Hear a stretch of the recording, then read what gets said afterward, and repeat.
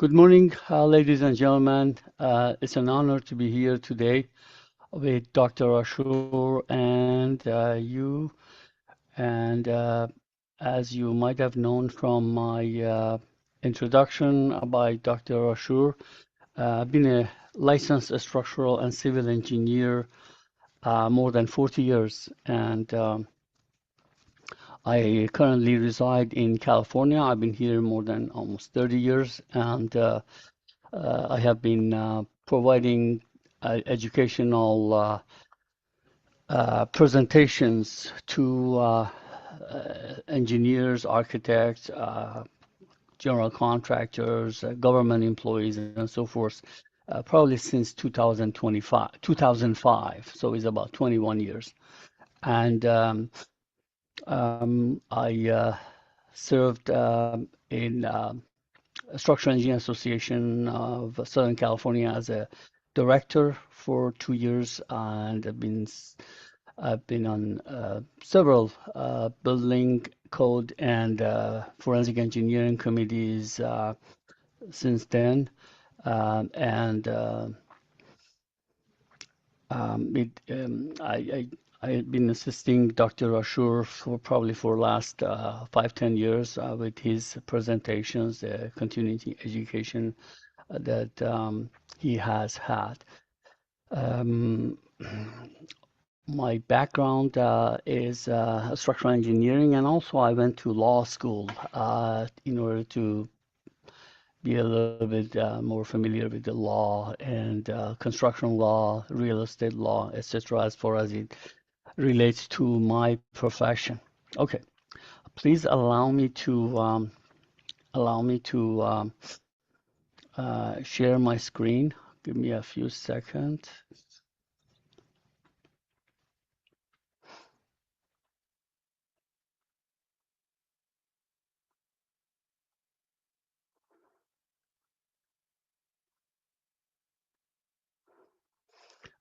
If I may, while I'm doing this, I would like you. I was told by Dr. Ashur that there are 12 participants.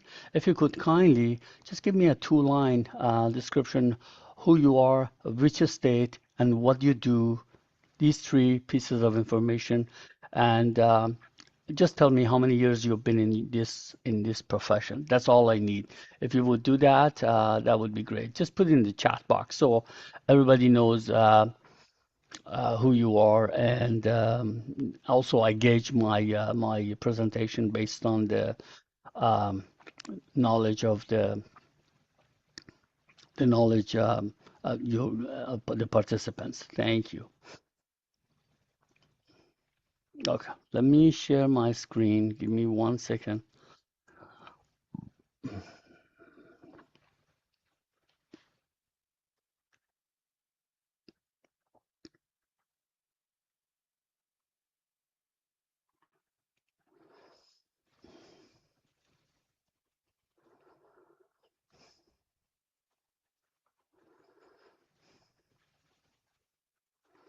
Okay.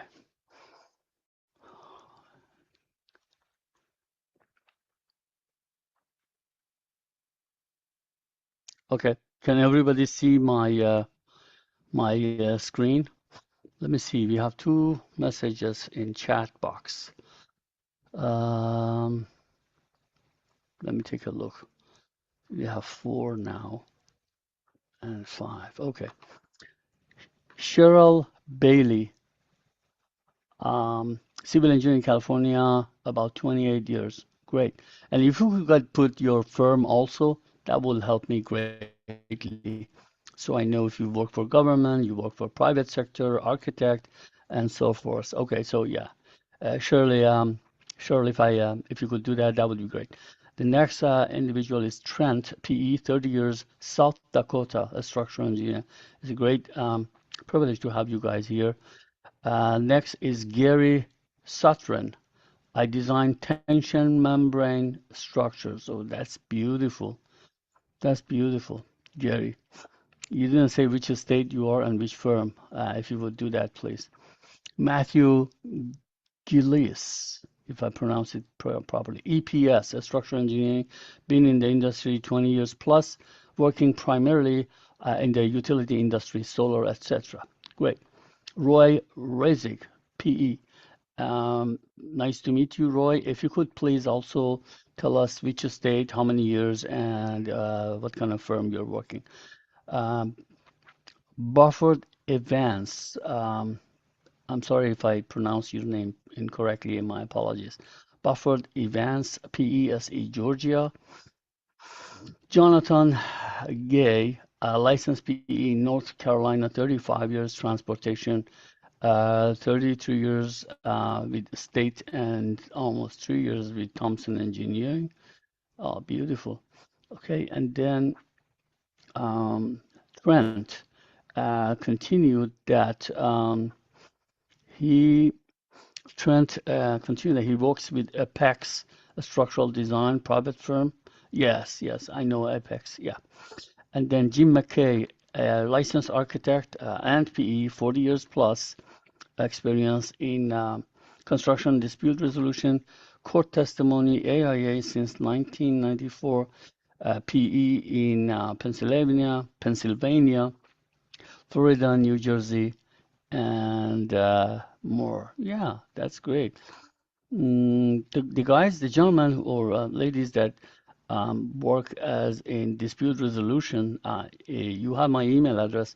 If you could send your CV to me, then sometimes we will be able to collaborate, especially when there are cases that are outside California. I primarily 90% of my work is in California, but a lot of time I get requests from other states.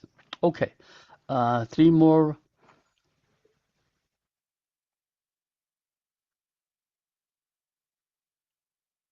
Oh, Cheryl.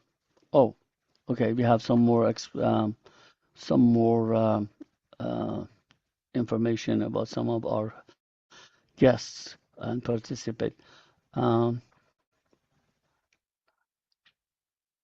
James McKay said, "I will send after him presentation." Thank you, James. Um Michael Ernst, New Jersey and New York PE private practice, sole practitioner building food storage and manufacture plants. Great. Michael Ernst, we just, oh, yeah, okay, that was Michael Ernst. And then Cheryl says, private sector for utility scale solar energy project, not a structural engineer, just interested in structural failure forensic. Great. So you must have some background in physics or engineering or science or something, Cheryl. That's why you're interested in this.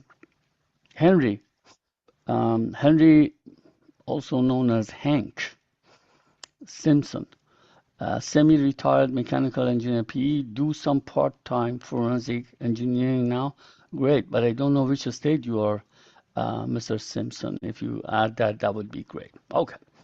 Thank you, ladies and gentlemen. I really appreciate sharing this information with all of us. So, can everybody see my screen now? If you could just let me know, that would be great. Because Dr. Ashur is not always able to respond right away. Hanks, thank you. You live in Virginia. Okay, good. Okay, thank you. So this presentation focuses on causes of structural failures and forensic engineering investigation. So I will go through some of the case studies that we had, some of my own cases in the past, some of them that I find a little bit more diverse, so it's not boring to a lot of you now that I know your background as engineers and scientists and architects and so forth. So um, this photograph that you can see here, I did take this photograph myself at LAX, and I will go through this case later on or through the 73 slides that we have. Um,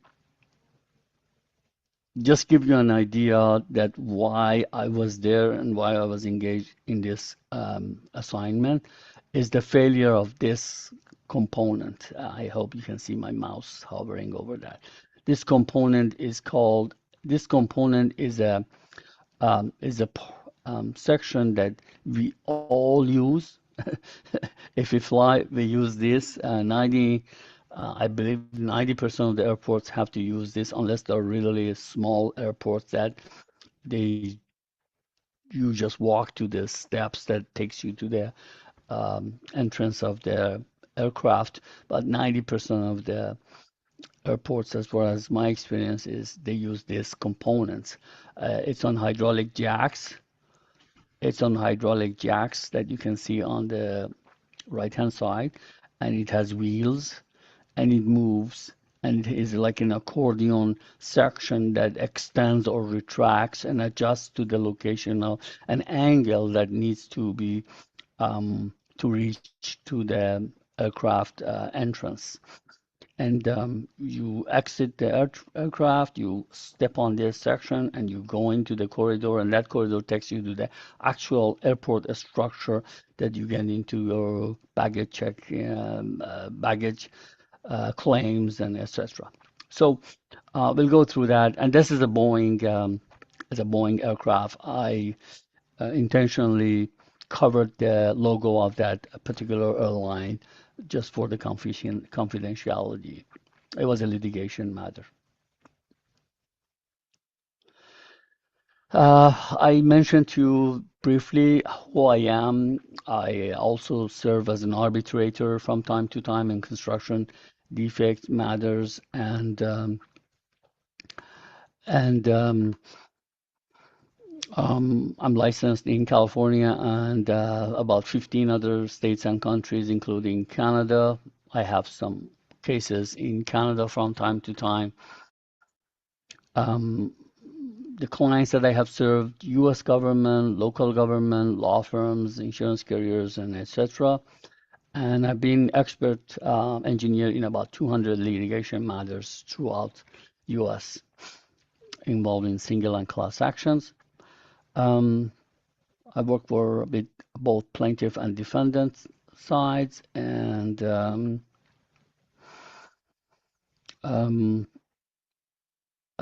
the rest of it I think I explained. And I've been interviewed by media. Um, uh, I've been interviewed by media. Uh, One of the interesting ones was the History Channel. A few years ago, they had a 1 hour documentary. About 12 minutes of that was dedicated to my interview, my investigation, and my research.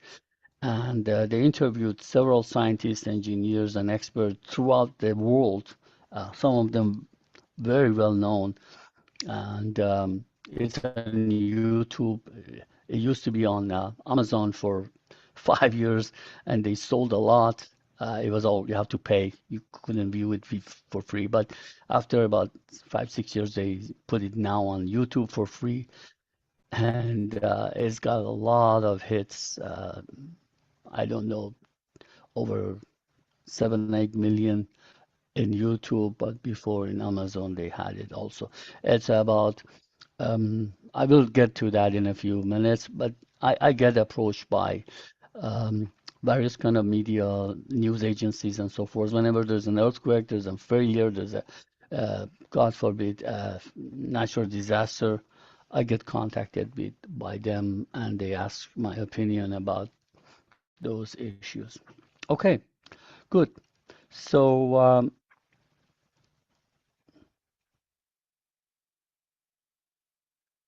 so we are going to discuss 12 areas: structural engineering design errors, defective construction,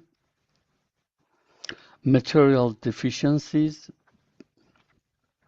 excessive loading, or in general, yeah, it's loading, but when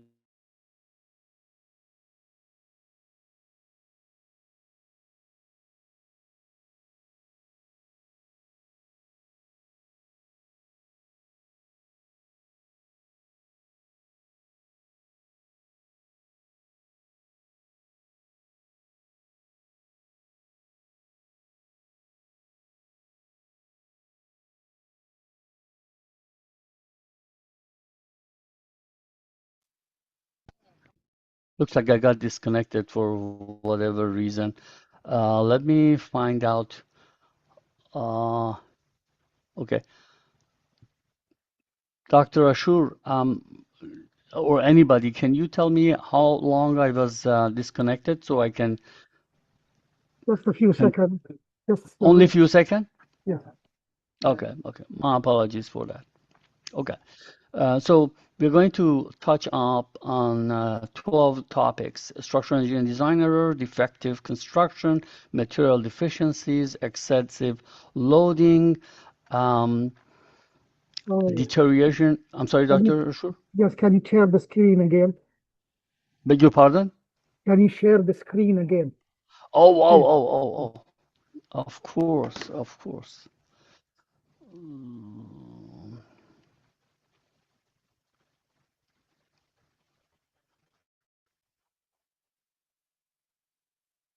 Okay. Is it shared, Dr. Ashur? It's loading. There you go. Yeah, yeah, yeah. Thank you, Dr. Ashur. Okay. So I mentioned that our course outline touches on 12 sections: structural engineering design errors, defective construction, material deficiencies, excessive loadings, deterioration and degradation, or sometimes act of God, known as act of God. Then documenting the failure, preservation of the evidence as it relates to chain of custody. These are kind of terms of arts in law. Conducting investigation and research, field protocols and tests, determining causation and responsibility. We have to keep in mind that um, failure can be something very small that doesn't have significant consequence. Maybe, I don't know, few $1,000 monetary uh, damage is involved. But sometimes failures can be really, really, really large. For example, the issue that in Florida, that high-rise building that collapsed. Remember, over 100 people perished. That's a very large scale. So in that kind of uh, case, the preservation of the evidence and the chain of custody becomes very important, very, very important and part of the assignment.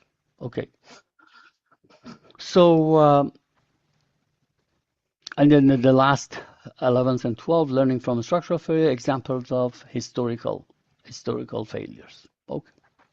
So the first, we are going to discuss 5 subsections: failure to address subtle structural issues, failure to understand. These are structural engineering. So when we are designing a building or a component or a structure, whether we are architect or we are engineers, or these apply.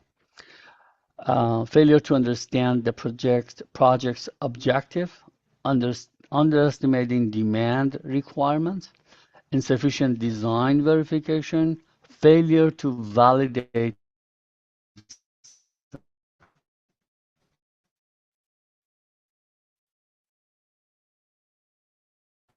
Um, that was the first item that uh, 5 so okay.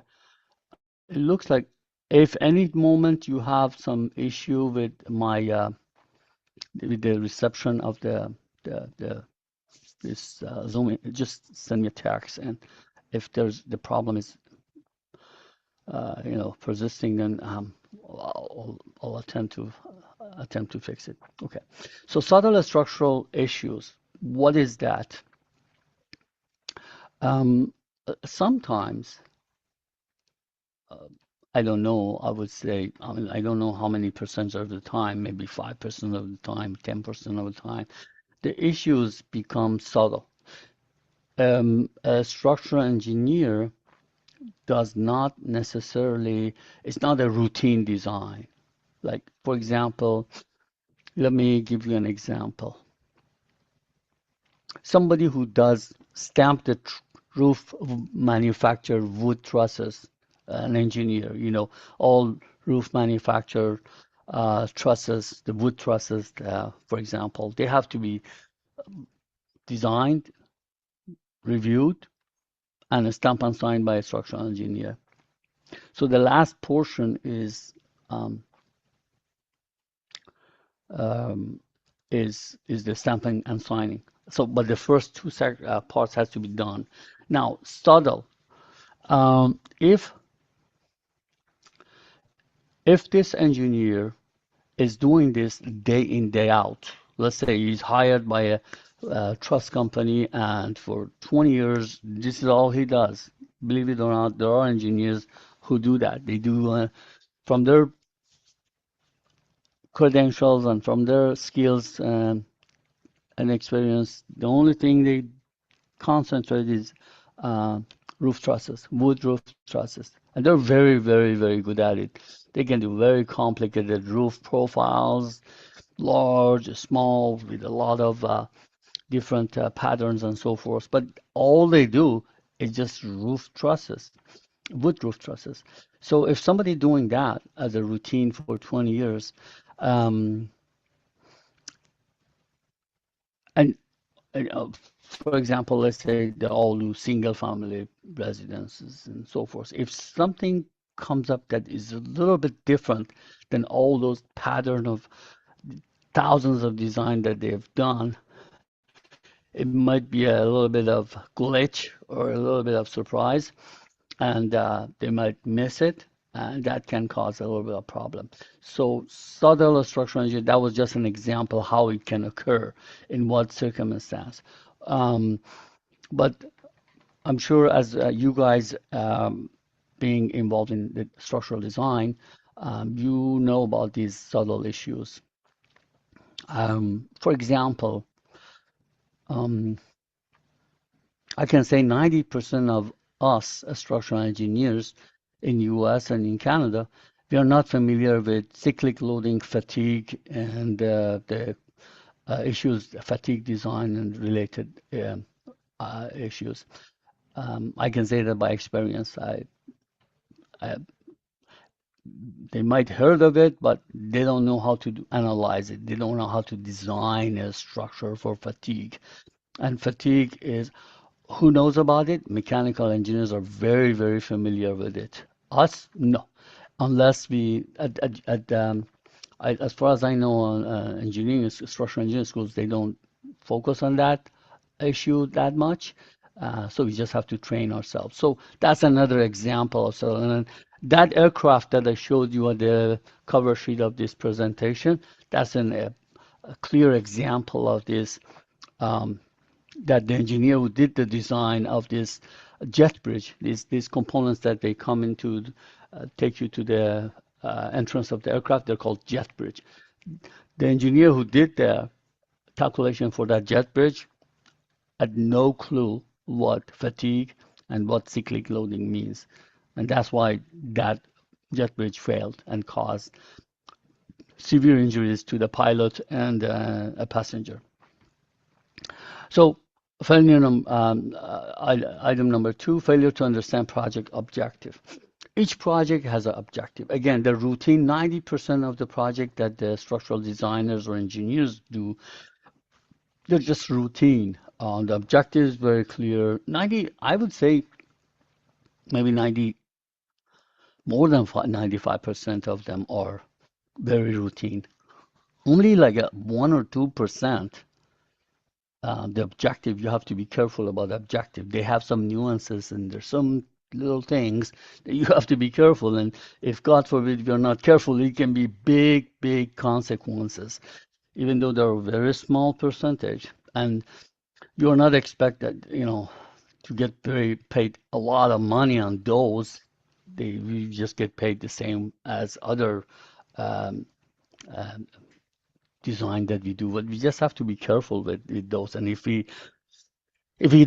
catch it, we need to educate ourselves, learn about it, and do it, And if we don't want to learn about it, we can subcontract another expert engineer who knows, do that. We review, we understand, then we stamp and sign and we issue the final. So project objective, very, very critical.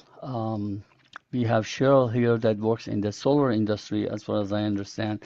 And in solar farms, these happens from time to time. I hope I have an example on this, that what happened in a solar farm because of some the project objective was not completely addressed by the designer. Underestimating the demand requirement. Demand on an assignment is obviously 99% of the time driven by the building code, whatever that is, local or state or federal. But in general, we need to be careful about the demand. And let me give you an example. For example, when we are dealing with a crane, a moving crane in a facility, factory facility, that moving load that is on the crane and is on these girders and so forth, it's not just a moving load. Static design is very simple. Of course, you put the P on the span and you calculate whatever moment frame, whatever it is. But moving is a little bit more tricky. But then there is another subtle issue, another demanding issue on this that you have to be pay attention to that. And that's when the crane movement stops. That puts an additional force that is not related to that the weight of that particular load that is carrying. The stop and go is completely different loading, and you have to calculate that. And it can be precisely calculated and added to the demand. And that's not clearly stated in the building code, but the building code as a general blanket statement that says whatever loading is, the structural engineer has to find out, in addition to all these that we determine and we establish in and outline in building code, the structural engineer has to find out what they are and make sure that the building is, or the structure is designed for that. Okay. And sufficient design verification. What's the example for that? Let's say wind loading, wind design, the exposure. I've seen, I've investigated tens of thousands of structures throughout my career. I'm not exaggerating, tens of thousands. And I see numerous times that the designer fails to validate, so 4 and 5 maybe together, to validate the design assumptions. Let's say with wind exposure, wind category, the parameters that is involved with the wind design, with snow load design, with these are what I've seen a lot that designers sometimes unfortunately fail to address. Okay, next item, defective construction. This is not by us. This is usually caused by the general contractor or the builder or the developer. The first section, the previous section, was by designers. This is by general contractors and builders. So first, I need to, before I go through these 4 or 5 items, I need to explain to you about these 2 terms of arts. Term of art means They have legal definition. In court, if somebody says this is the patent defect, the uh, the judge knows right away what that means. It has a definition, very clear definition. So a defect is, obviously we all know, something that goes wrong in a machine or equipment or a building or a bridge, whatever it is. But they are two types of defects: latent versus patent. Patent defect is what everybody can see, and you don't need to be an um, an engineer or an expert to understand that. Even a 5-year-old child, when they walk into a structure and they see cracks on the walls, ceilings, and they see the doors that cannot be closed, and they see the floor is uneven or is slanted, they can find out right away. That's called patent defect. Any defect that can be identified by a lay person is called patent defect. That's when somebody calls you as a client and say, hey, I have these problems with my building. Those are the patent defect that they have discovered. But they want you to go through latent defect, the ones that they can't see. Essentially, patent, normally, not always, they can be um, similar to tip of the iceberg. When there's a patent defect, usually, not always, latent defects. So latent defects are the defects that are requires a skilled and educated and experienced again, expert to be identified. And you need instrumentation, you need objective investigation, you need to document them in your report properly. So if 5 independent experts come in and they look at your report, they can rationally analyze your analysis, your findings, your causation, and they can say, okay, makes sense or it doesn't make sense, or um, they can agree with it or they can disagree with it, or they can disagree with some steps and some items and agree with some others. But their argument with you will be again based on has to be based on objective and scientific measures, not just because I don't like this. No, it's not. It's not like science is not feeling.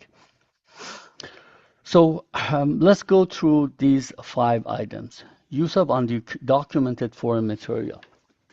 With the um, global trade today, it's very hard to find um, material and equipment or devices that are made here in US or in some developed countries, European countries. Is not easy.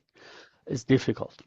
And sometimes because of the financial issues, because of the uh, timing, somebody wants to complete as possible, they have to resort to foreign material. And sometimes they can be a catastrophe with this financial or other aspect. And I had one example of one of these recently. Um, very huge, very huge amount of damage, $20 million plus, in a very fancy upscale residential. And what happened is the design of this, the flooring of this house, 2-story house, was supposed to be with some tiles, and for some reason, at some point, somebody decided to change the material and dimensions. It's supposed to be, forgive me, give me 1 second. Give me 1 second.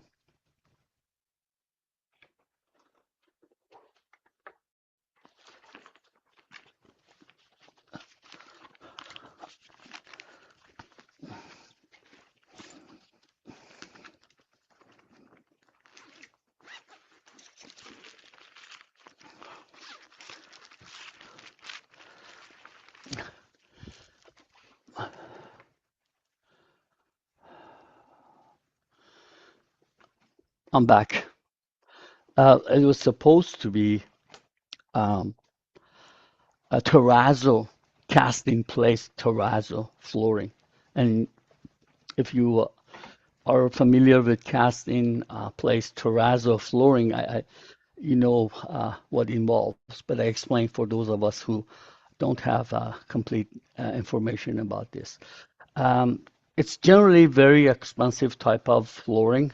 Is not cheap, and it it uh, it has some. It depends on the particular type of terrazzo. It can be of epoxy or cementitious material, marble, and so forth, and they pour it on the flooring and on the floor joists, whatever slab on grade is. And in this particular case that I'm talking about, that was the plan. It was supposed to be cast in place.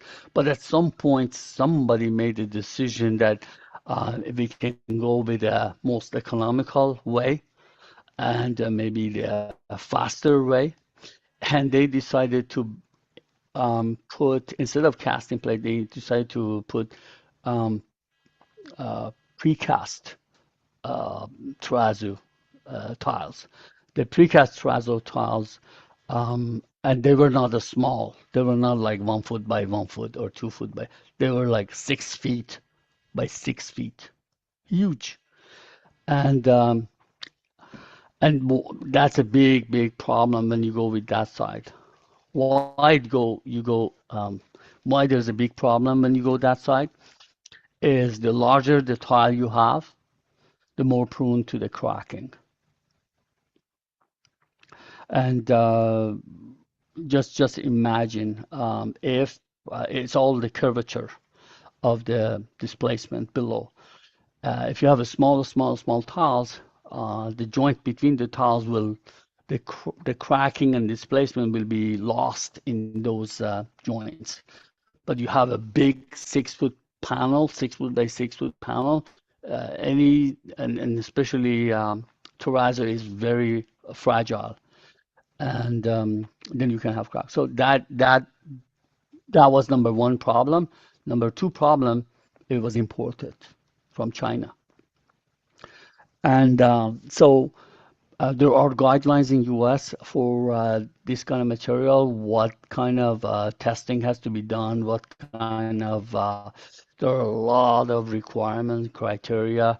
The information that came from China, and I reviewed it later, did not appear to have adhered to all of those requirements. There were some uh, parts that missing and some parts that were not clear. So they just, uh, anyways, they got their building permit. This was in LA. They got their building permit. They built it, and then later on, cracks all over the place of this $20 million home. And as you can imagine, the owner was not very happy, and the cracks were large and they were long and big and so forth. It was complicated. It was not just that issue. There were many other issues that contributed to the cracking.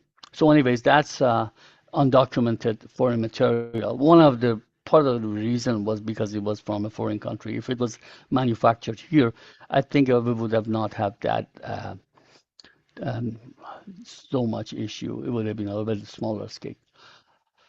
Erection and fabrication issue. Um, this usually, generally speaking, you can have this issue in concrete buildings and post-tension buildings and steel structures. You can have that, but that again, my experience is that during the erection or also during the fabrication of the structural steel or rebars or whatever, or wood members. Sometimes you have open web joist wood trusses or wood roof wood trusses. During the that process, the erection fabrication, you can there are some things that um, might not be addressing the objective of that particular member. And I've seen that also in many cases. in terms of erection, there was a hospital here in Southern California, and the hospital, four-story hospital, all steel frame, and there was a problem with the erection and fabrication and erection. And what happened was that the fourth story went up, big hospital, and then there was problem with their weld at the joint connection of the beam to columns, moment frames and a lot of other connections. And the owner wasn't happy. And he proved to the general contractor that I'm not going to accept it because of this and this and this independent inspectors' findings.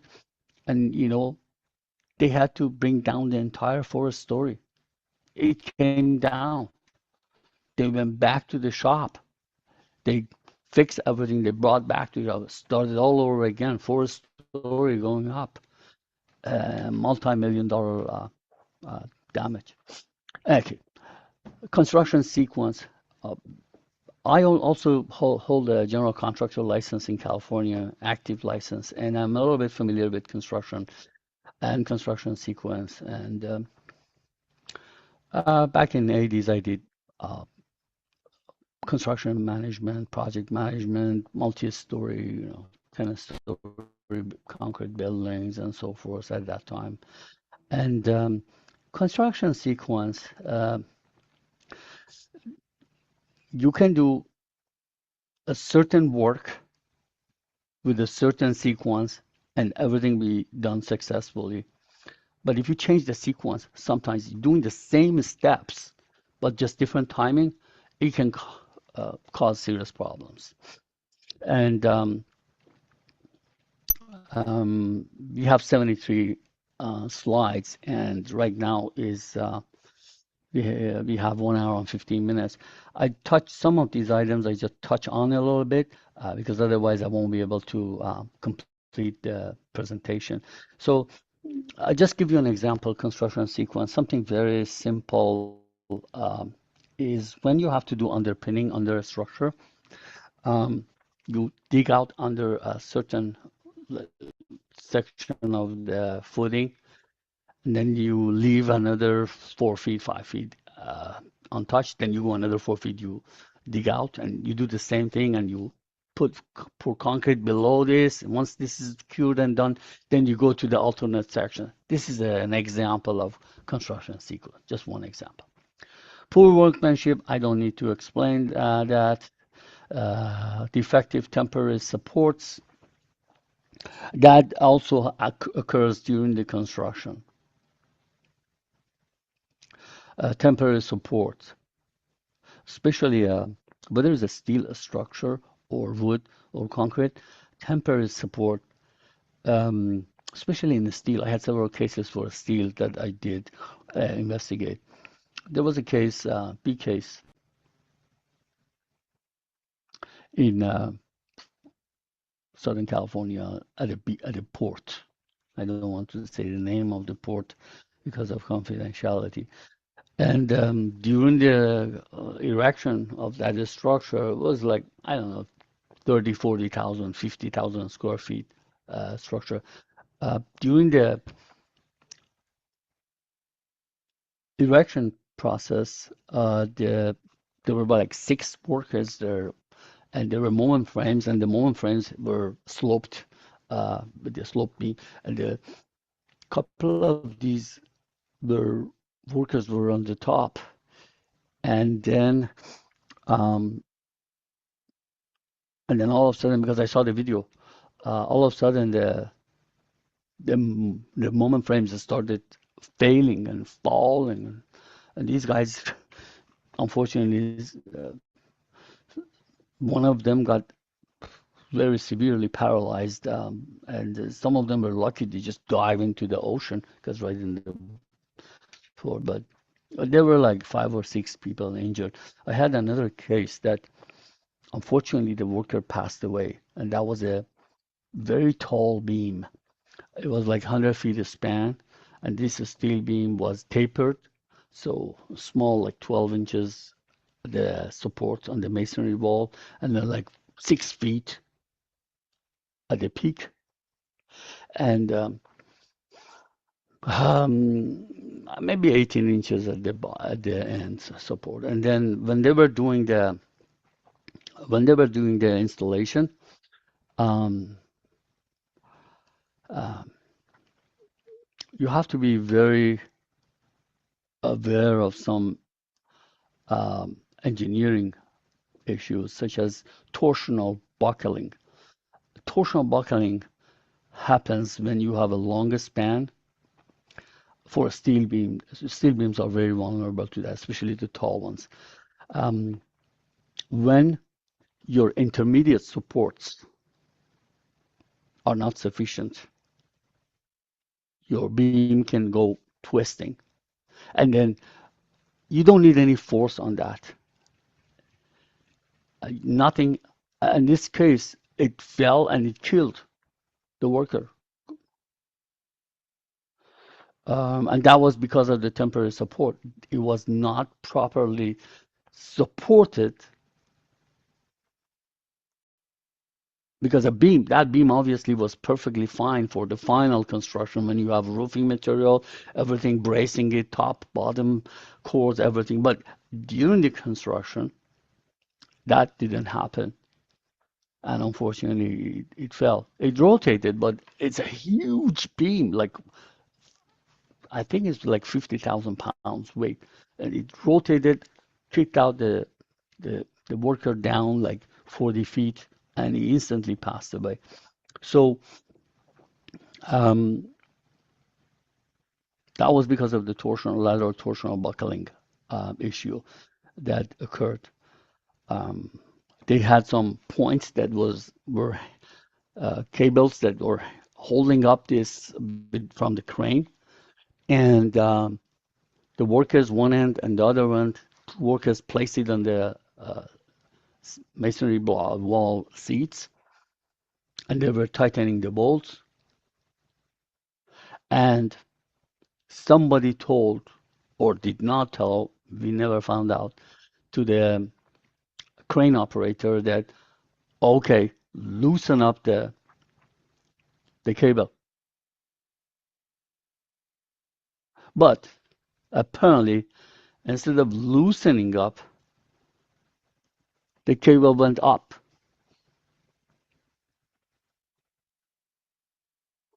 And at that time, everything happened. So the mechanism is not very simple, straightforward, but you get what I'm talking about.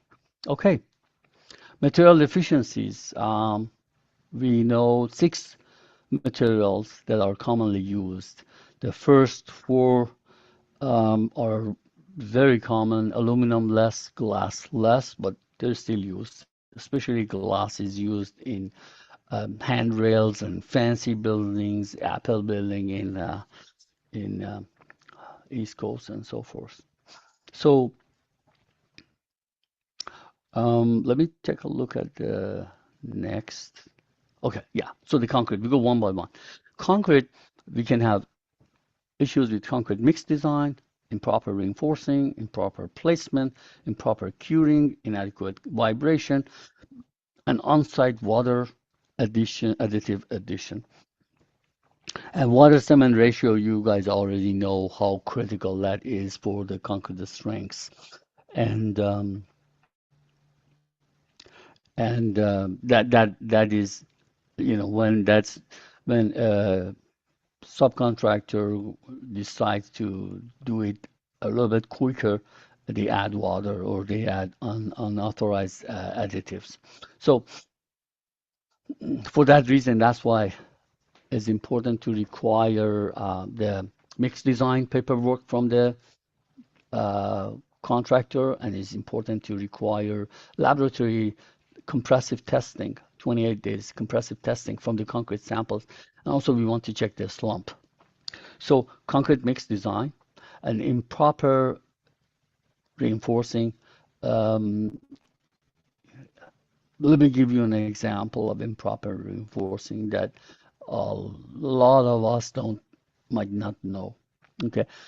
For example, when you have a slab on grade, okay, you have 95% Proctor compaction per ASTM by a licensed geotechnical engineer, verified and everything. And then you have your concrete slab on grade, okay? And you might think, okay, rebar is not going to do much, so who cares? I put at 18 inches on center, 24 inches on center, or I just put welded wire mesh. But that's not necessarily correct. Let me tell you why. Maybe 60 years ago wasn't a big deal, but today expectations are high. I'm talking about California. The land is much, much more expensive, and that's why the expectation goes up because the amount of funding is higher, and that's how the owners want to see a better performance. So why performance is related to reinforcing? Because reinforcing, we always think it's just a life safety issue. It might collapse or something critical occur. No, it's not always like that. For example, in the example of Islam on grade, but you can generalize this to apply this to retaining walls, basement walls, concrete walls, concrete slabs, to everything. In case of a slab on grade, which everybody thinks, okay, reinforcing is not a big deal because I have 95% compaction soil, compacted soil below, and this is only a, like one-story house or furniture. How much strength I need? Yes, you are right. But you have to keep in mind, if this is an expensive home and the owner is deciding to put some expensive tiles.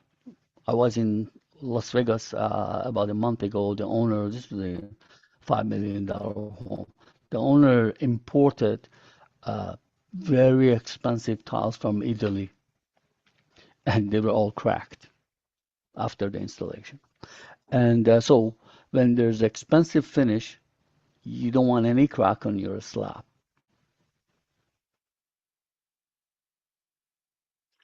And how to minimize your cracking? Closer spacing of the rebar. Instead of putting 24 inches on center, put them at 12. You can have a 5-inch concrete slab only, but 12 inches on center number 4 would do the job. Just make sure the clearance from the top and bottom is appropriate so that reinforcing works. And also sometimes you have high PI, you have um, a soil that is can expand, expansive soil can expand with moisture content fluctuation. When you have that kind of scenario, again, the slab reinforcing helps to accommodate that swelling, seasonal swelling that the slabs goes up. I've had cases that like a development 500 homes, the slabs hurt, and that many of those homes, and I had cases that like a $15 million home in Santa Barbara, for example, slab swelled and caused issues. So um, the reinforcing is very critical. Placement is very critical. You know, that D that we calculate for the flexural design and for other requirements, that D is a factor that is determined by the placement. If that D, the engineer calculated like 3 inches and the contractor, for some reason, makes it 1.5 inches, it's going to make a big difference. And I've seen that also it was a 7-story medical building in Sacramento, concrete. It was misplaced. Improper curing. Yeah, this case happens too when the curing doesn't occur properly. And after a few days, you go in, for whatever reason, the concrete mix was defective. This was one of the cases one of my friends told me. He said he went in and You touch the concrete and say, oh, the concrete is soft. Even after a few days, he could press his fingers into the concrete. So that's terrible. Inadequate vibration, we all know what happens if the vibration is not done properly. On-site water cement ratio and additive, we discussed that. It makes it more, they, they work on with it more quickly. Okay, steel, error in fabrication erection, I explained that already on the other part. Improper installation of connections. The connections are so critical, we know, in a structural design. If the installation is incorrect and the torque of the bolts are not adequate or the weld is not done adequate, inadequate weld quality, X-ray, all various kind of forensic instrumentation assist us today to verify the weld quality. Misalignment of the members, you can have beams or columns that that alignment is not the way it's supposed to be. We always have a construction tolerance that it doesn't have to be 100% perfect, but once it goes beyond the construction tolerance, it can cause problem. And localized failure, sometimes we don't have a global failure, God forbid, we have localized failure, but it can be significant. Lack of environmental protection, that's weather, water intrusion, unfortunately, it happens everywhere, even in Southern California. Water intrusion is very critical, and also protection from the element, from weather, not necessarily only from rain or moisture. Wood. Let's go to this material that is very popular for smaller structures. Moisture content, expansion and contraction, lack of environmental protection, we just stated that, lack of proper maintenance, dry rot, insect, fungus, construction error. Okay, let me see what is next slide. Okay, next slide is just one of the case studies. So, when you receive the material, when the contractor receives the material, wood material from the warehouse, wherever he orders, the moisture content has to be under a certain limit. And this is outlined in NDS specification. That's National Design Specification for wood. It's specified in building codes and standards. It can't have too much or moisture content. Generally speaking, they say it has to be under 19%. Expansion and contraction, wood does that a lot, and that's why we put the gap.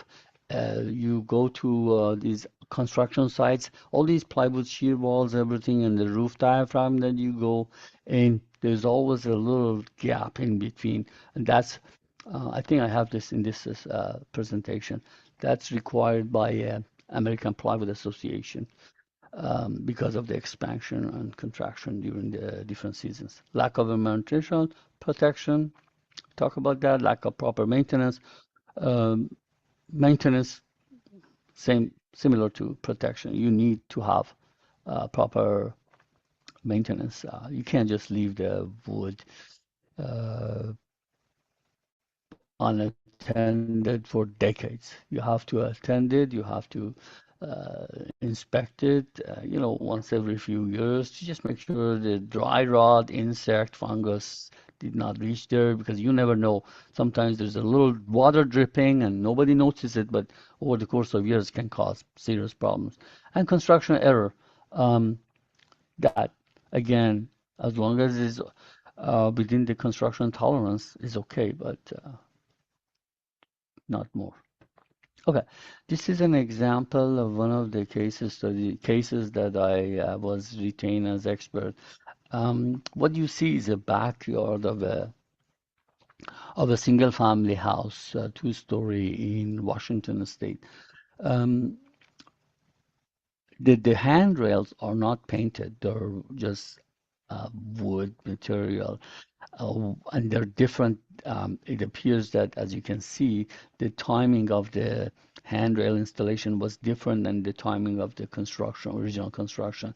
The construction was completed like 1970s, 1960s. The handrail was done like in much later, like 70 years later or so, 60 years, 70 years later. So why these handrails were redone? Let's go to next slide. Okay, these handrails were old. Before this, they were old handrail, and this owner of this house invited they invited their friends from uh, out of state, and this gentleman, two of them, one of them was like 300 pounds weight, and he was like about, I don't know, he leaned against it, and he wasn't young enough, and he leaned against this handrail. This is just an illustration, approximate illustration. And we computed the forces that was exerted because of his leaning. Because as soon as he leaned, it fell and he went down he fell to the lower level. So we uh, computed this and we found that, okay, there's no way that they had a building permit with this, because if they did have a building permit, they would have it would have failed. Why? Building permit, because somebody flipped this home before sold it to this owner. When he flipped it, he did a major remodel and alteration to everything, including the handrails. And you touch anything under the building code, certain elements that are life safety issues, you touch them, you need to bring them to the building code. If it's a small repair, it's different, but you alter, if you do alteration to them, you have to bring them to the current building code. You can't just change it the way you want. And apparently he didn't have any permit anyways. So these are the photograph of after the incident. They removed, because they had to put the correct railing that you saw on the first image. So these white areas are the 2x8 joists connecting to this ledger at the deck. The white area, they couldn't paint it obviously because the joints were connecting there, and then they painted other areas. So for some reason, that's how it left. And then this on the right hand side, you can see the fastening connection, two nails, and imagine two nails were supposed to hold up that force from that person, and these are small nails. And we did the calc, and this is the final after the problem. You see that the pattern is completely different. Okay, hold on. No, yeah, this is before fall. This is done by that flipper. He completely removed and replaced them with this. And the connection at the base of each of these 2x2s is just two nails. And the two nails are these two nails. So after the incident, they were forced to get a permit and do it properly. And you can see these big bolts, huge bolts here, huge bolts at the end of these. Um, it appears to be 4x4 members, and then in between. These can handle the forces of foreseeable loading, no problem. But the original one with the two nails, no way. Okay, the next, I'm going to cover the wood areas. The next item is about the issue that relates to contraction and expansion of wood.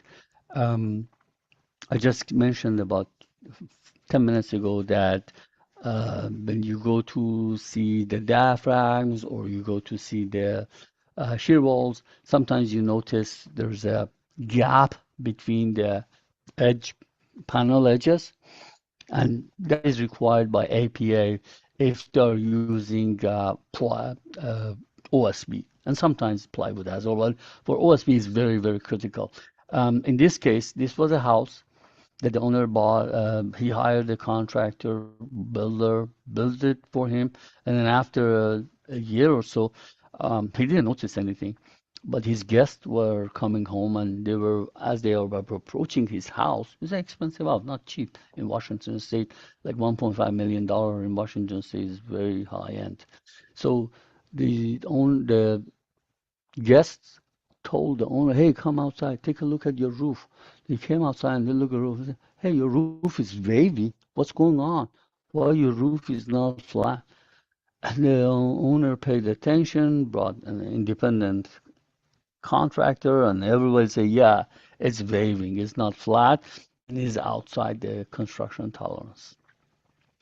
So that's why he hired us. He hired a law firm, and we went there and investigated.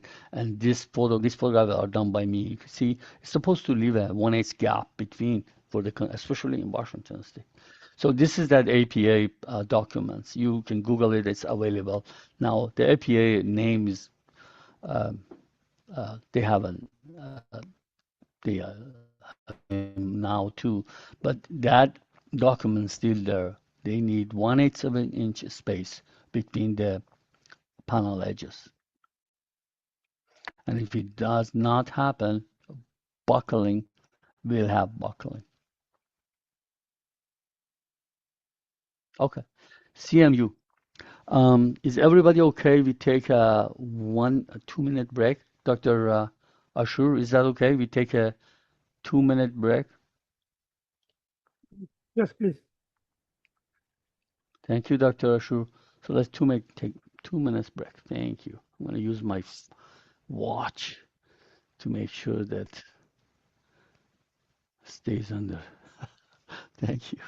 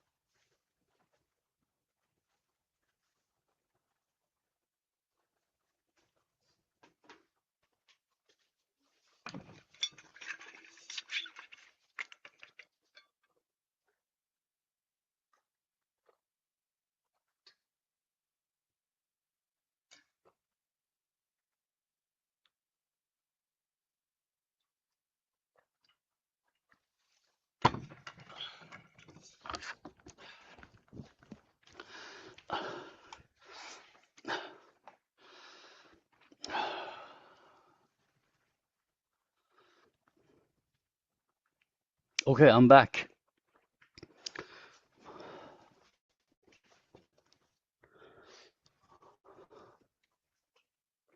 I hope everybody's back too.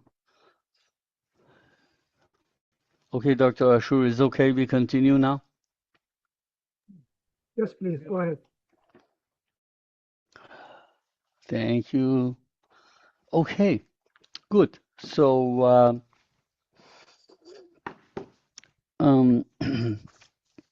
Masonry and CMU, they're very interesting material because construction material because it involves reinforcing, steel reinforcing, it involves mortar, it involves grout, and also the shell. So it's not like wood. Wood is just one material, steel one material, or concrete. CMU is more, a little bit more diversified in terms of the material. So waterproofing is very crucial. Sometimes the masonry unit themselves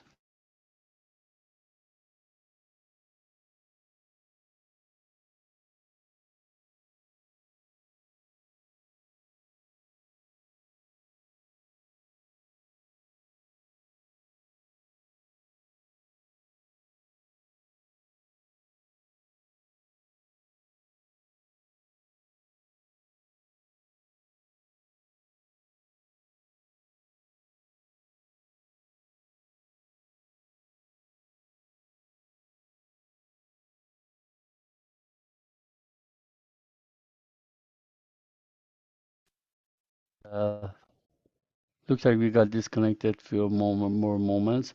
Let me share the screen again. Okay, looks like okay. So I think I was explaining about the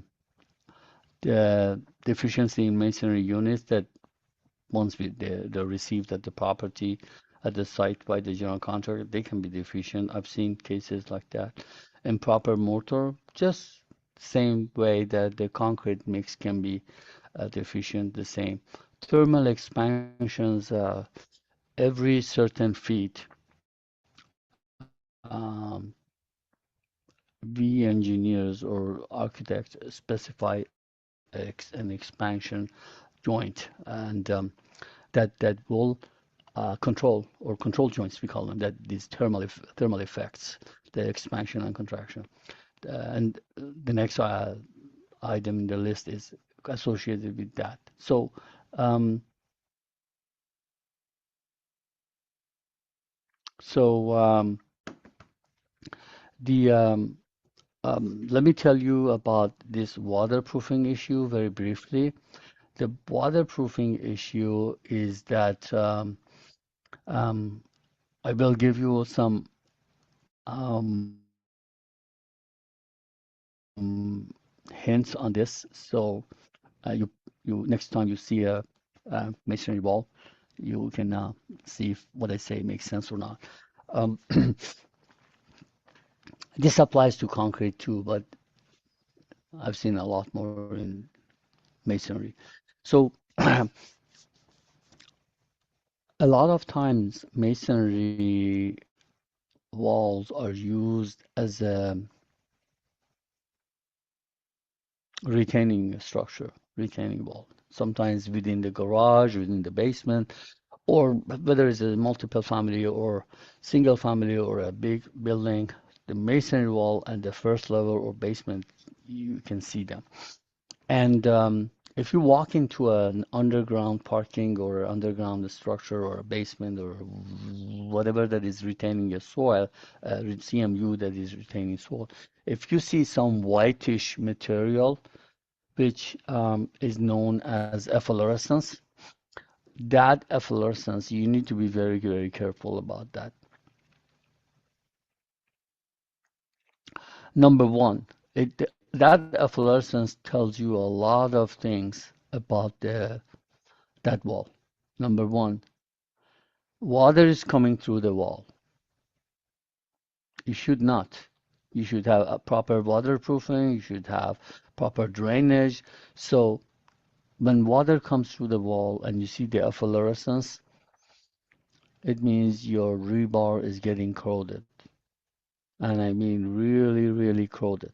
I've seen cases like after 20 years, 30 years, the rebar actually non-existent, it's just powder and disappear. So that's a lot of places uh, people paint on it, so you don't notice it, but it resurfaces anyway somehow. Let's go next slide. Excessive loading. You know, each material, each construction material um, behaves differently under certain excessive loading. And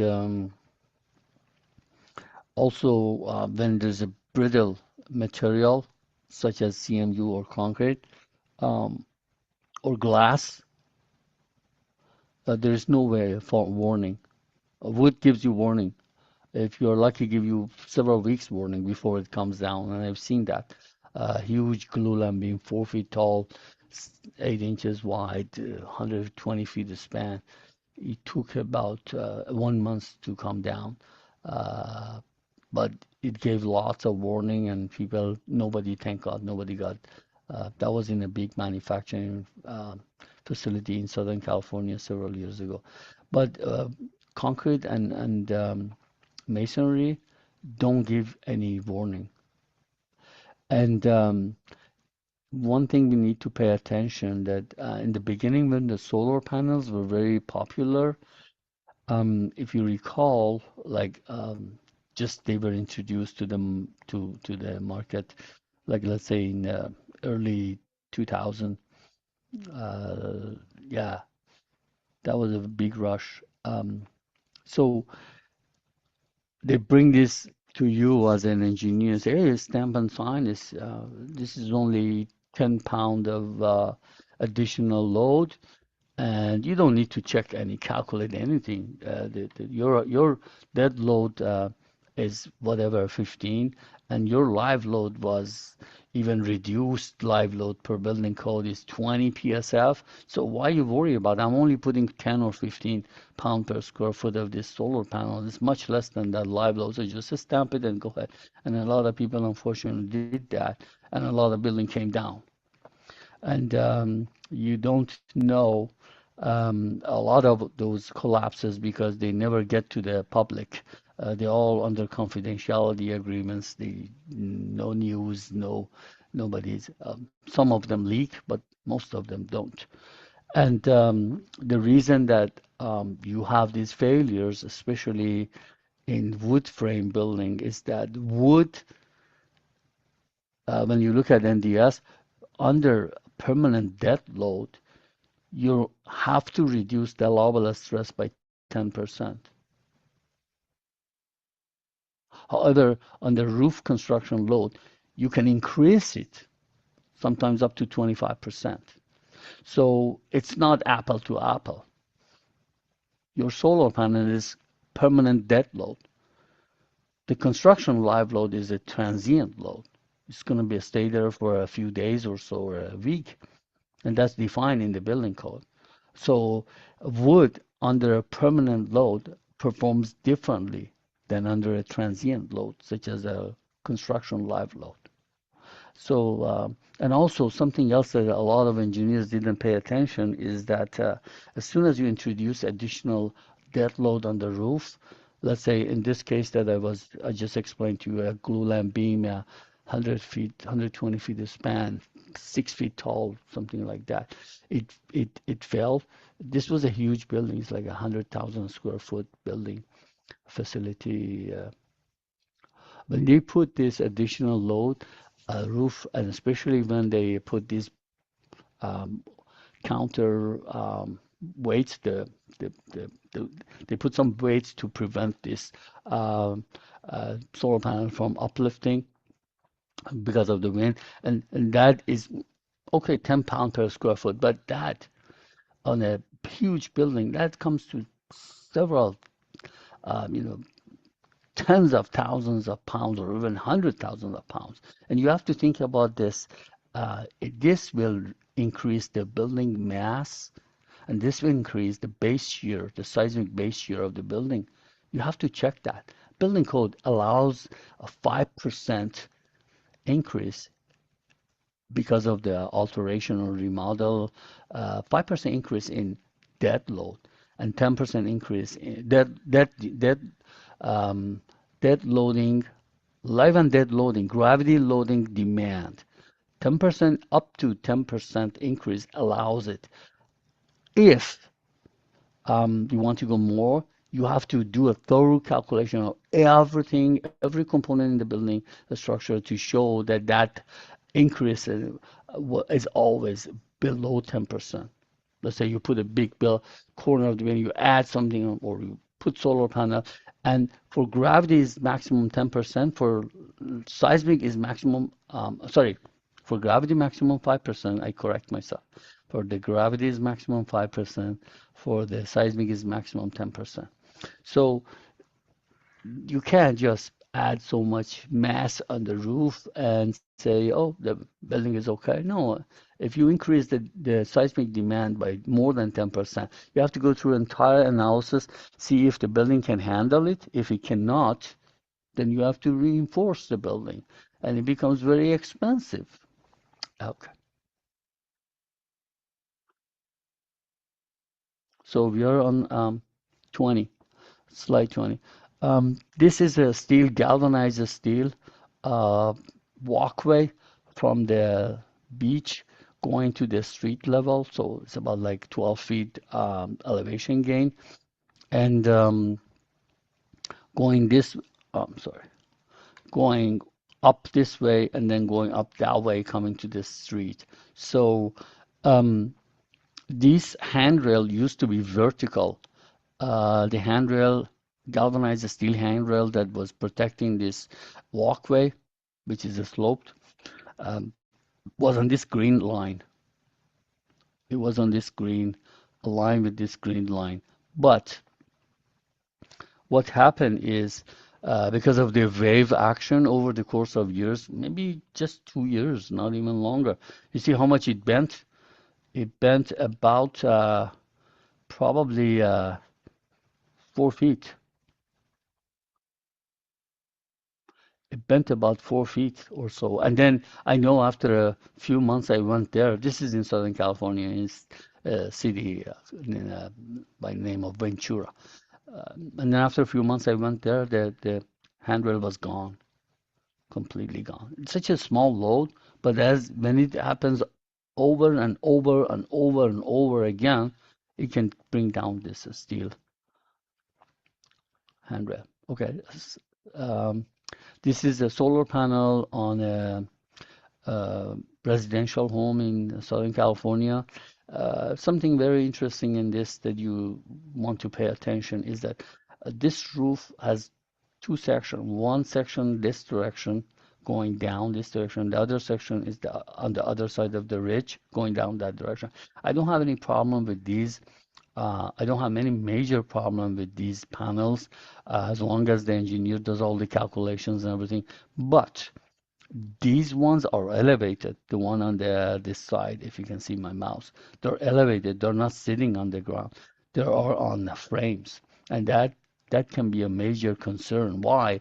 Because you have all kind of wind loading in these.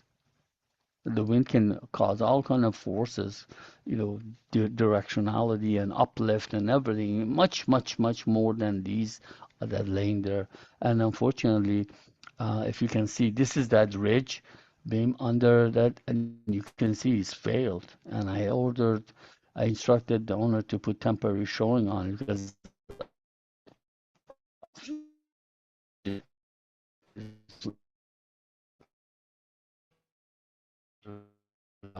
from that angle. Okay, deterioration, degradation. We have 30 minutes to go, and I have like 50 slides, so I'm going to go fast a little bit, but hopefully I don't miss anything. Concrete corrosion is spalling. Concrete, when exposed to water, rebar corrodes. When rebar corrodes, the corrosion and the rust um, is several times, the volume of the rust is several times more than the steel, and for that reason expands, and there's no force that can resist that, and that's why a spalling occur. Spalling means the concrete cracks and falls. It can fall on people's head if it's overhead, or it can just if it's a wall, whatever. But you've seen spalling all the time. You see this spalling, you should see there must be a fluorescence too, and there must be a corrosion of the rebars, and anyways, uh, had to be checked carefully. Okay, steel. This is a steel a structure, not a steel reinforcing. This is a steel component like a beam and columns, white flange, etc. The corrosion is an issue. Incompatible metals sometimes can be issue. Fatigue and cyclic loading is important also. Incompatible metals, it doesn't happen in the structures a lot, but it happens in bridges a lot. If you put two different metals, steel or aluminum together, there's a chemical reaction going on, and after a few years, they both degrade and completely, uh, they get a lot of damage. So that has to be, you have to isolate them. If you put them together, you have to put insulation between them. Fatigue and cyclic loading, we spoke about that a little bit.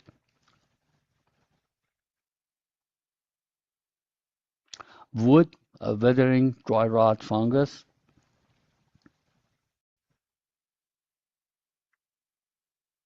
CMU, we're talking about degradation, different deterioration. Weathering issues, water absorption, freeze and thaw, damage. I had a building in Utah, Yes, you please share the multi-million screen dollar. again. Oh,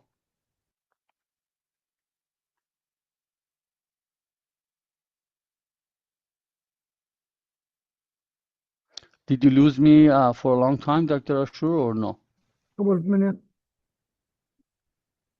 I just noticed.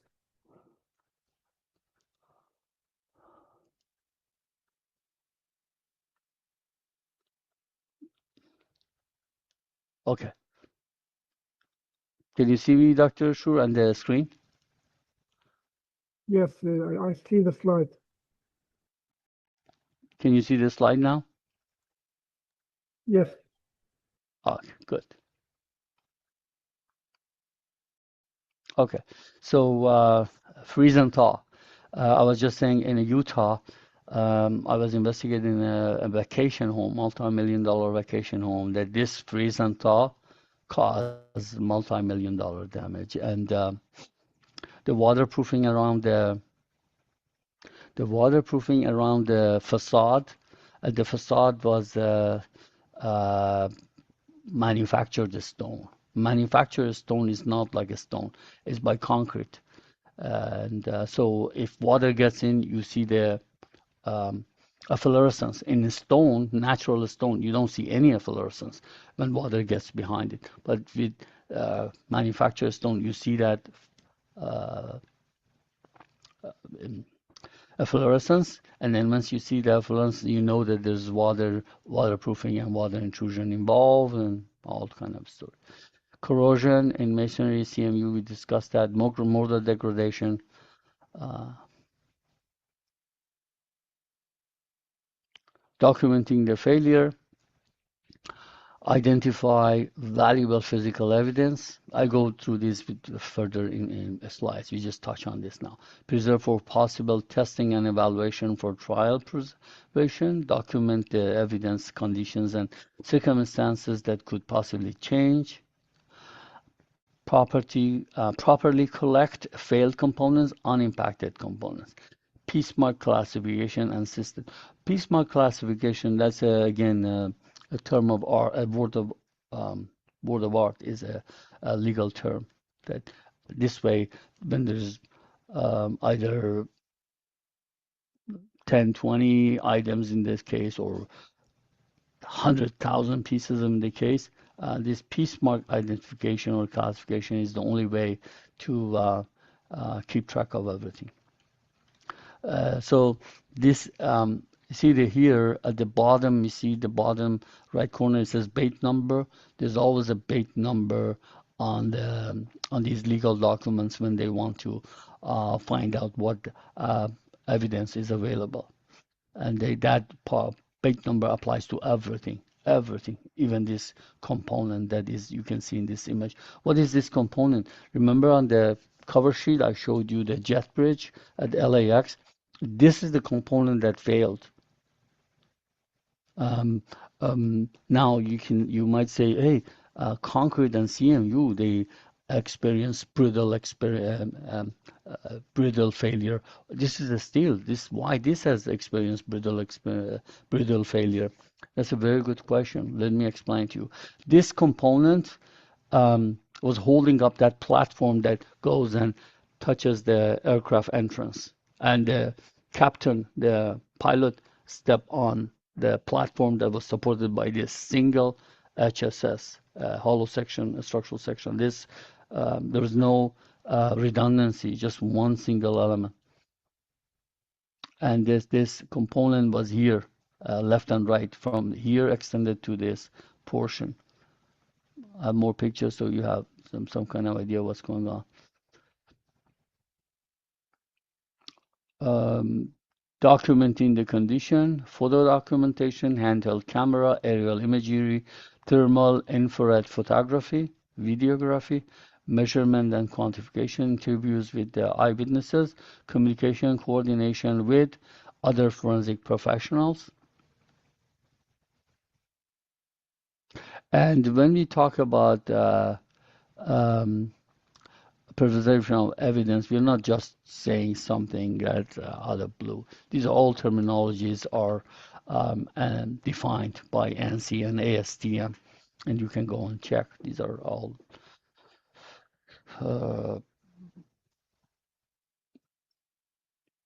noted in these standards. ASTM, it has a section that touch on this, that the chain of custody procedure, sufficient chain of custody process that provides sufficient evidence of sample integrity in a legal or regulatory setting is situationally dependent, and the rest of it. And this is a picture at the time of that jet bridge failure at this incident at the LAX. Right after it fell, somebody took this picture, and there's something blue here. I hid it because it's a bait number for confidentiality number. Remember, confidential reason I hid it. You see this HSS. You see the corrosion here. You see the red. It's not supposed to be red. These are not supposed to be red. So what happened? What was the failure sequence?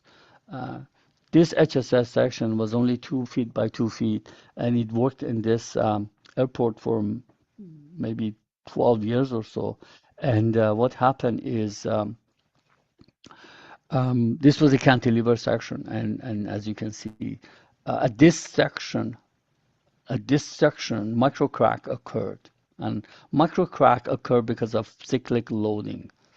And it takes years for them to develop and propagate and become cause failure. So at the very beginning, micro crack, if this was in Africa, in the middle of the desert, you would have not had this failure like this, catastrophic failure. But here in LAX, next to the ocean, the moisture content is high, and the moisture got into those micro crack. And the more moisture got, the more space, they open more space. So the cyclic loading is going on and the moisture coming in, these two combine. Then after a few years, it was a point that just like a terminology that we have, this last straw on the camel, back of the camel, it failed. And you might want to say, hey, where's the cyclic loading? We don't have a cyclic loading in this situation. Yes, we have like cyclic loading. Let me tell you how we have cyclic loading. Cyclic loading essentially means you, if you reverse a loading, like you put pressure on a positive flexor on you put a positive flexor on a steel member, for example, but then you remove that point load, and from positive it just becomes flat. Or if you reverse it, that's also a cyclic loading. So in this case, hundreds of thousands of passengers throughout the years, 12 years, they step on this platform, they cause flexor loading on it, they went, the loading became zero. Every day, every time, this happened over the we calculated this. We used sophisticated computer programs and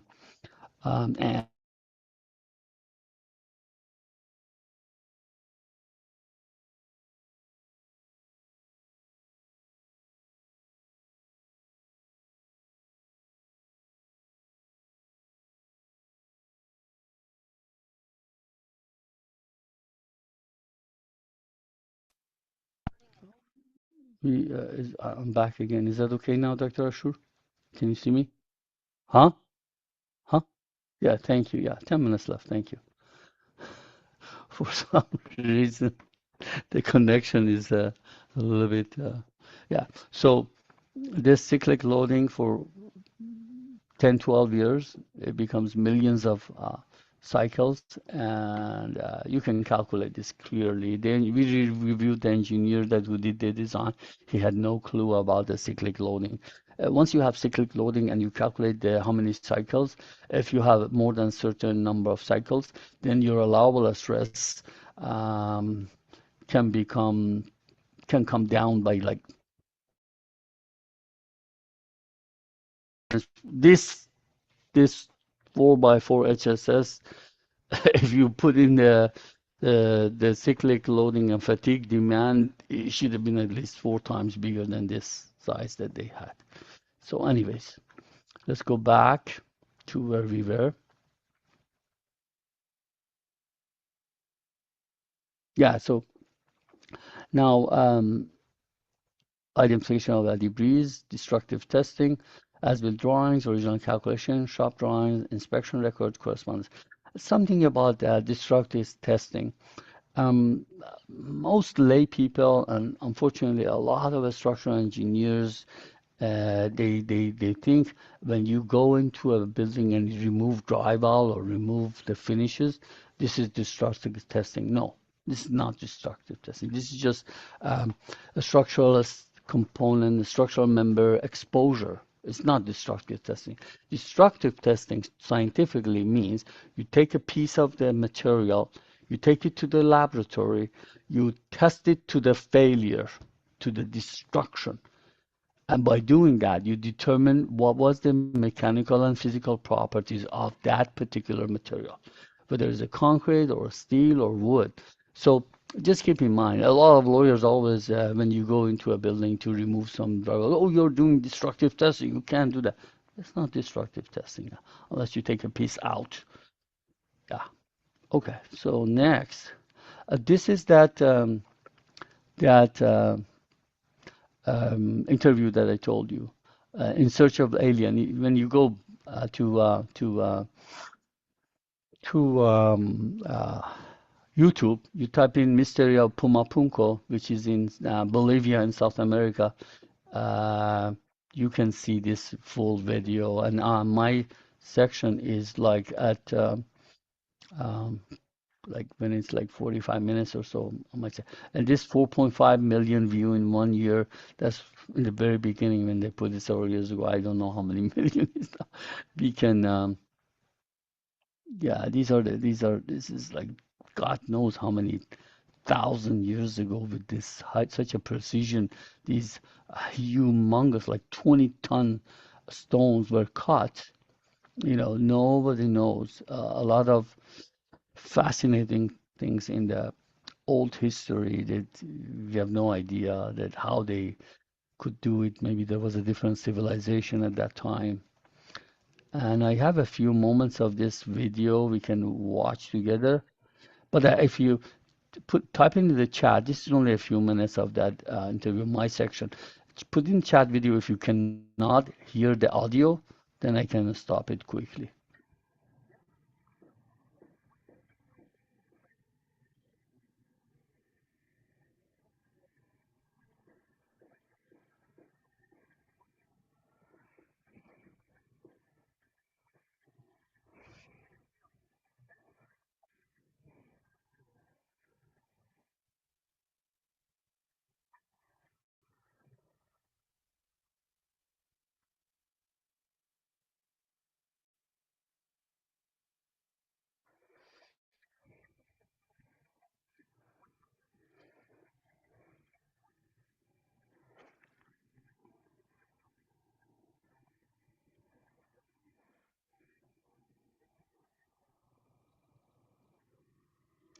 Okay.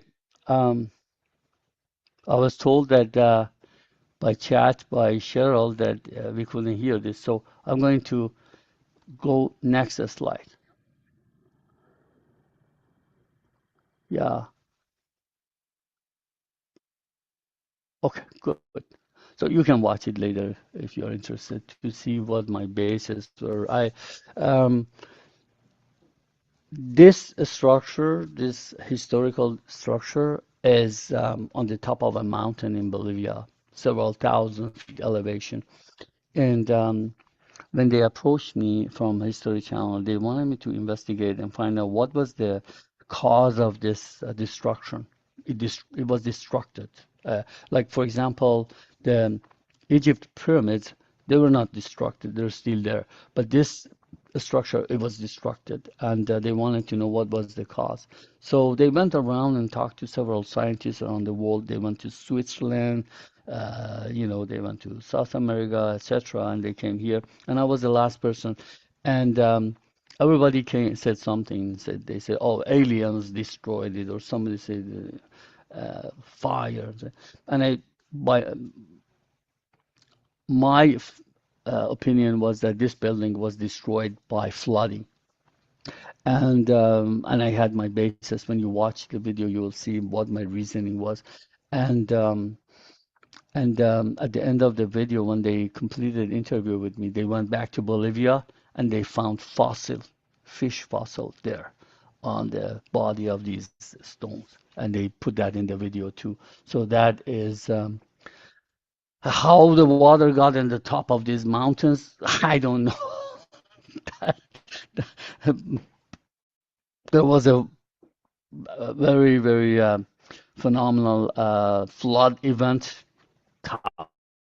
ago on Earth. I don't know. It might have been. Anyways, so this instrument that you're looking at in this corner is a seismometer. When you have a vibration, expecting a vibration in a building, for example, your neighbor is going to go down 2, 3 story down for underground parking, you need to install this in your building. So they're during their excavation and heavy construction, you can find out what's going on, what kind of damage they're doing. And this is identified as non-destructive testing.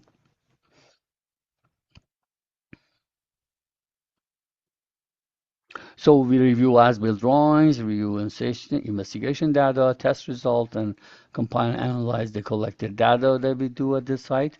This is the retaining wall as aerial view. That this red line represent a retaining wall, and this retaining was leaning towards right several inches, like 7 inches, and these buildings were supported by that retaining wall, and they retained me to find out what was the reason. The neighbor was a shopping plaza, and see, this is the from the street. You see how much 7 inches? The shopping plaza was saying, no, you have your tree roots are pushing this wall. So we went and found out that that that crack, you see, this is a through crack. You can see light from the other side. These cracks were all over this wall, and there were many locations that there was no tree at all.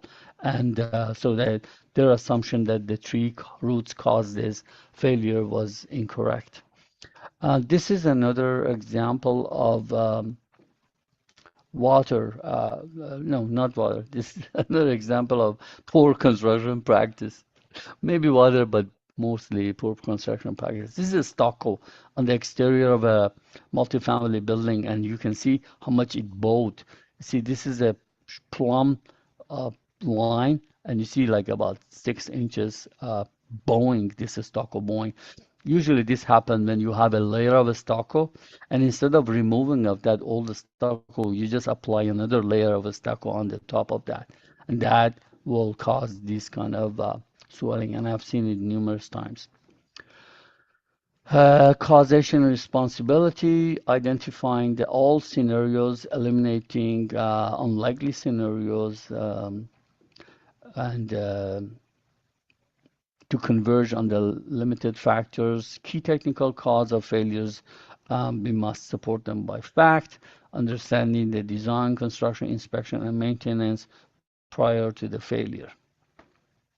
Going back to this LAX jet bridge failure, that region that failure occurred was under here. These pictures are by myself. I took these pictures, and the aircraft is on the right-hand side. The jet bridge is on the left-hand side. This is that main beam. Okay. Now, of course, I went a year after that incident. When I took this picture, this is not that failed member. This is a different one that they updated. As you can see, it's not a 4x4 member now. It's much bigger and much thicker HSS section. But essentially, I just want to tell you, it's cantilevered from here. And you have to know something very interesting, that in that picture that we saw, the failure occurred at the weld, next to the weld. And weld is very susceptible to cyclic loading and fatigue. So this is that member again. This is airport here, I mean the aircraft here. And this member is extending from the jet bridge to, okay, that's that component. This is the cantilever location at the right-hand side. And this is the failed section.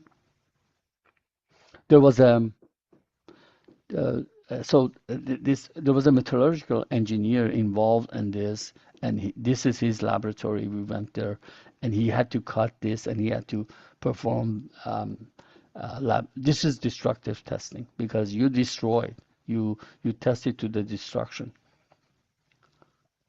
Okay, this is the up close photograph.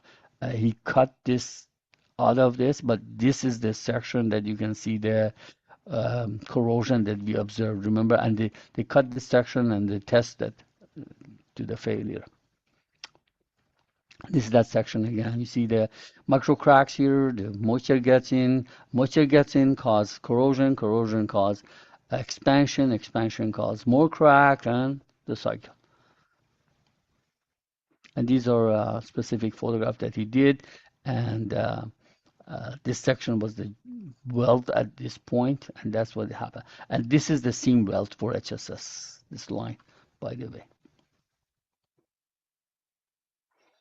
Learning from the failure, we only have 5 minutes, so I just make sure that you don't miss anything.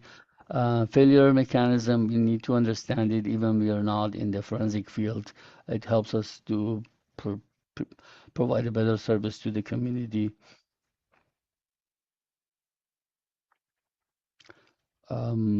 Historical failures. These are a number of historical failures. You're familiar with some of them.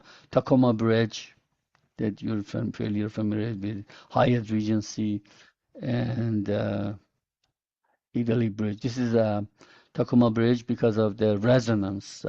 Resonance is when you have two different frequency. The frequency of the wind or size earthquake is different than the frequency of your structure. Then you have resonance. You have magnified, significantly much higher loads. I explained here about the resonance.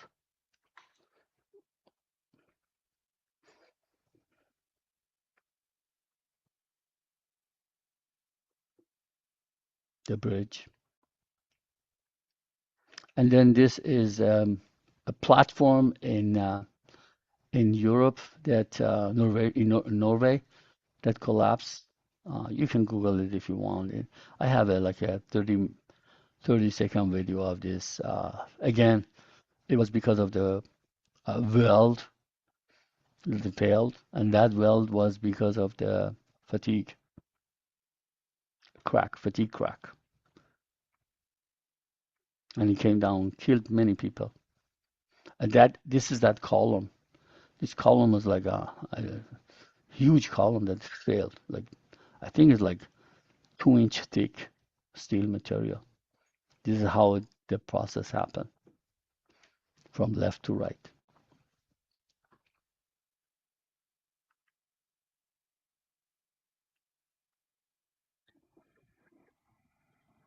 We can see the video. Don't worry about the voice because it's in Norwegian language.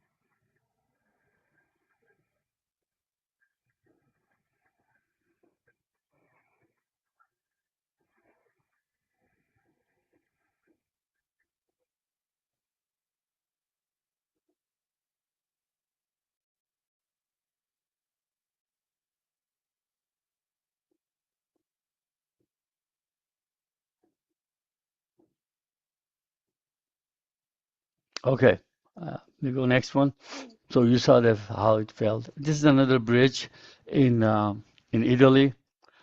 Unfortunately, 43 people vanished, 2018. The problem was again with corrosion.